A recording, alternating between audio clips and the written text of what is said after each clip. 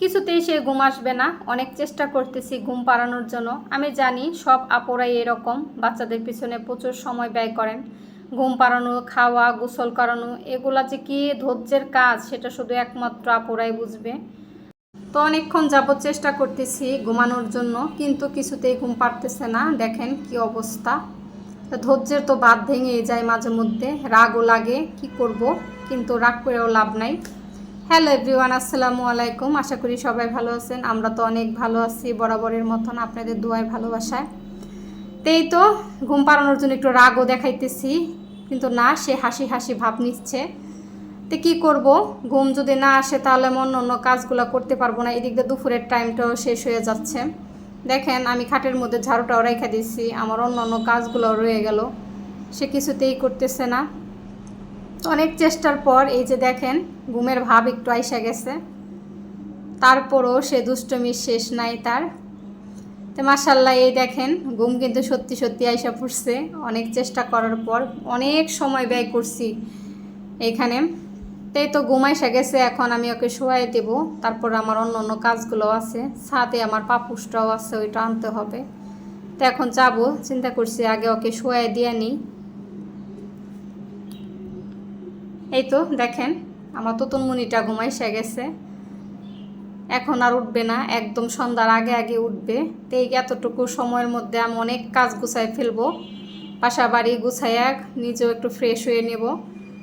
তো ছাদে চলে আসলাম পাপুসটা নেওয়ার জন্য। আজকে না অনেক রোদ উঠছিল, এর জন্য আমার পাপুসটা তাড়াতাড়ি শুকাইয়া গেছে। একদম নিরিবিলি নিস্তব্ধ একটা পরিবেশ, ভালোই লাগতেছিল। দুপুর টাইমটা গাড়ির হর্নটা একটু কম থাকে, ভালো লাগে। তো রোড সাইডে বাসা, প্রচুর শব্দ, ঘুম আসা সমস্যা, একটু ভয়েস দিতে গেলেও অনেক সমস্যা, জানেন না, গাড়ির শব্দ আসতেই থাকে ভেসে ভেসে। তো কিছু করার নাই, ক্ষমা সুন্দর দৃষ্টিতে দেখবেন আপুরা।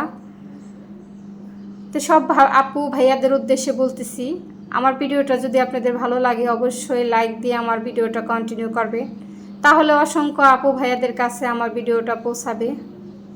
দেখেন এই যে পাপুসটা আমার শুকাইয়া গেছে, এখন এটা বাসায় আমি নিয়ে যাব, রুমে বিছিয়ে দেব।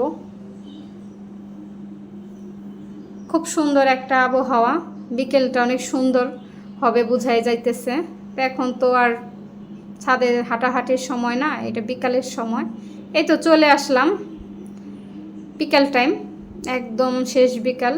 একা একা বসে আছি, ভালো লাগতেছে না, ছেলেটা ঘুম আসতেছে, কি করব বুঝতেছিলাম না। বড় ছেলেটা ওই রুমে ঘুমাইছে, আমি একদম একা হয়ে গেছি। আমার কিছুতেই আজকে ঘুম আসতেছিল না, তো বসে রয়েছি আর আপনাদের সাথে একটু রুমের ভিউ শেয়ার করলাম। ছেলেটা ঘুম আসতেছে আর আমি বসে আছি। এই তো বিকেল টাইম, একদম সন্ধ্যার আগ মুহূর্ত, এখনও সূর্যের আলো ওই দিকে একটু দেখা যায়। হ্যাঁ রে সুখদুখ, কিরে আচার খাবি? আয় একসাথে বসে আচার খাই। জানেন আমার সুখদুখটা না অনেক ভালো, এত চিৎকার চেঁচামেচি করে না।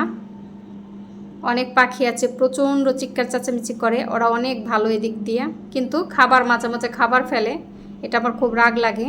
ওই দেখেন সূর্যের আলোটা দেখা যাচ্ছে এখনও। কবে যে রজনীগন্ধার ফুল দেখবো আল্লাহই জানে। দেখেন নয়নতারাটা অবরত ফুল দিয়েই যাচ্ছে, ভালোই লাগে। তো চলে আসলাম বারান্দায়, কিছুটা সময় থাকবো, সন্ধ্যা হইতে বেশি সময় নিয়ে আর নিয়ে আসছি কি জানেন, আচার। বসে বসে এখন আচার খাবো আর সুখ দুঃখের সাথে সুখ দুঃখের গল্প করব।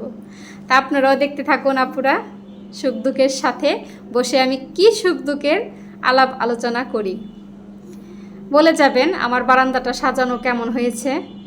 আপনাদের সুন্দর একটা কমেন্টের অপেক্ষায় আমি থাকি, যে আপু ভাইয়ারা কত সুন্দর সুন্দর কমেন্ট করবে, তার রিপ্লাই আমি দেব। তা আপনারা অনেকে আছেন সুন্দর সুন্দর কমেন্ট করেন, আমার খুবই ভালো লাগে। বেশ কিছু আপু আমাকে খুব সুন্দরভাবে কমেন্ট করে, ভালো লাগে। এদের সাথে পরিচয় হয়েও আমার খুব ভালো লাগলো। তো আচার খাচ্ছি, আচারটা কিন্তু টক ঝাল মিষ্টি। আমার আবার টক ঝাল মিষ্টি আচারটাই বেশি পছন্দ। হালকা ঝাল থাকবে, হালকা টক, হালকা হালকা মিষ্টি, এরকম আচার ভালো, তাই না আপুরা? আর আমি জানি আপুরা তো খুব আচার লাভার। আচার লাভার কে কে আছেন অবশ্যই আমাকে কমেন্টের মাধ্যমে জানাবেন। আমি জানতে চাই আমার ভালোবাসার আপুগুলো আচার কীরকম পছন্দ করে। আমি প্রায়ই চেষ্টা করি নিজের আচার নিজেই তৈরি করতে। প্রতি বছরই 2-3 বার আমি আচার দিই যখন যে ফলটা আসে। এখানে তেঁতুল আর বড়ই দিয়ে আচার দেওয়া, এটা খুব ভালো একটা আচার ছিল। তো এই তো সুখ দুঃখ বসে আছে, আমরাও গল্প করছি আপনাদের সাথে। পিছনে আমার বড় ছেলেটা আইসা পড়ছিল, ও আমার সাথে একটু গল্প গুজব করতেছিল, ক্যামেরার সামনে অবশ্য আসে নাই। ভালো সময়ে মা ছেলের আজকে বিকেলটা কাটতেছিল। পরিবেশটা একদম সুন্দর ছিল, ঝলমলে রোদ। অনেক দিন পর রোদের দেখা, এইভাবে ভাবিনি এতদিন পর রোদ উঠবে। বর্ষায় একদম সব কিছুই করে দিয়েছিল। দেখেন এই গাছটা আমার কত সুন্দর গ্রো করছে। আমার সব গাছই কিন্তু অনেক সতেজ, মাশাল্লাহ। আমি তেমন কোনো সার টার দেই না, শুধু পানি ইউজ করি। আর বছরে একবার খোল টোল এগুলো একবার দিয়ে দিই শীতের সময়, আর সারা বছর এইভাবেই কেটে যায়। আচার খাচ্ছি, আপনাদের সাথে গল্প করতেছিলাম। অনেকটাই সময় ছিলাম বারান্দায়, ভালো লাগতেছিল। বারান্দাটা এরকম ক্লিন থাকলে কত ভালো লাগে, বসে একটু শান্তি লাগে। ঠিক করছি খুব তাড়াতাড়ি একটা পাটি নিয়ে আসবো, ছোট দেখা। নিচে বইসা থাকতে বেশি ভালো লাগে, চেয়ারে কিছুক্ষণ বসলে কোমরে ব্যথা করে। আমি জানি সিজারের আপুগুলো এরকমই, আমিও তার ব্যতিক্রম না। আমারও প্রচুর কোমরে ব্যথা করে, বেশিক্ষণ বসেও থাকতে পারি না, আবার বেশিক্ষণ শুয়েও থাকতে পারি না। এই তো সন্ধ্যার টাইম, সন্ধ্যার আজান দিয়ে দিয়েছে এর মধ্যেই। আপনাদের ভাইয়া দেখেন কি নিয়ে আসছে আজকে বাচ্চাদের জন্য, পোড়া মুরগি আর নান রুটি। এখন ছেলেরা খাবে, বলতেছে আমি খাটে খাবো। তো এখানে আর ভালো লাগতেছিল না, এর জন্য ডাইনিং থেকে চলে আসলাম আজকে খাটে। তাই তো খাইতেছি।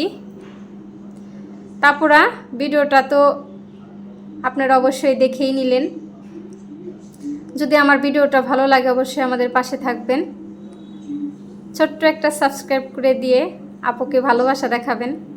এই পর্যন্তই ছিল আজকের ভিডিও। আল্লাহ হাফেজ, আসসালামু আলাইকুম।